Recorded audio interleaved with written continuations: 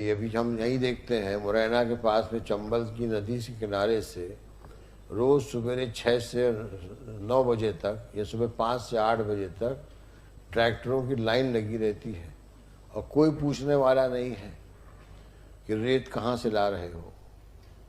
तुम्हारे ही भाई लोग खड़े हैं वहाँ पे, ना को उस वक़्त तो चले जाते हो मुरैना छोड़ करके, वो जब रेत का ट्रांसपोर्टेशन होता है।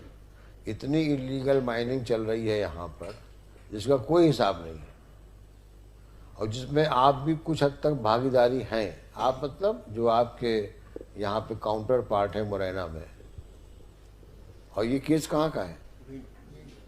आज भिंड में भी ये खुराफात हो रही हो, और कोई बड़ी बात नहीं है कि ये जो काम इन्होंने किया ये कोई बड़ी सफाई से किया और बड़ी बात नहीं है। इन्होंने खुराफात करी होगी, लेकिन आज की तारीख में जुडिशियल ऑर्डर हो चुका है।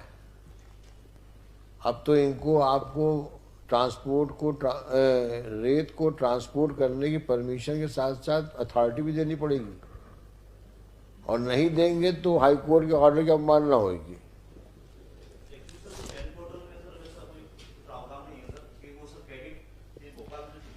तो आप लिख के दो इनको कि आपको हम सुपुर्दगी नामा में देते हैं और आपको ट्रांजिट पास की आवश्यकता नहीं है। आप लिख के दे दो। अबे किसी को तुम सुपुर्दगी में 1,94,000 क्यूबिक मीटर तुम सैंड दोगे तो कोई क्या वो बॉक्स में आ जाएगा क्या? उसको ट्रांसपोर्ट तो करना पड़ेगा ना। और जब ऑर्डर में लिखा हुआ है कि जब कभी भी इसकी जरूरत पड़ेगी तो इस सैंड अगर अवेलेबल नहीं रहेगी तो उसकी वैल्यू उस तारीख को, जिस तारीख को ऑर्डर हुआ है, उस वैल्यू का पैसा जमा करना पड़ेगा। इसका मतलब ये हुआ कि जो सैंड इसको सुपुर्दगी में मिलेगी उस सैंड को वो यूज़ कर सकता है। तो बिना ईटीपी के तो कोई मतलब नहीं है देने का। और पहले वैसे नॉर्मल कोर्स में आप देते हैं कि नहीं देते ईटीपी? पहले तो नहीं भी ऑर्डर हुआ था 2000 नहीं, नॉर्मल कोर्स में वैसे जब सैंड लेते हैं उसमें सर कंप्लीट प्रोहिबिशन है। No person shall transport or cause to be transport any mineral. ये तो अब आप जब लीज में से एक्सट्रैक्ट करते हैं तो कैसे ले जाते हैं? देना ही पड़ता है।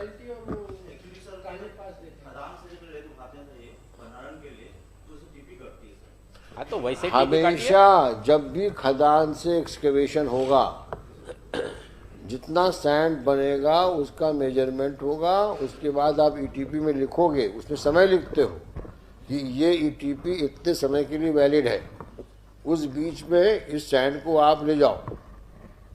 This is a known practice. आज की तारीख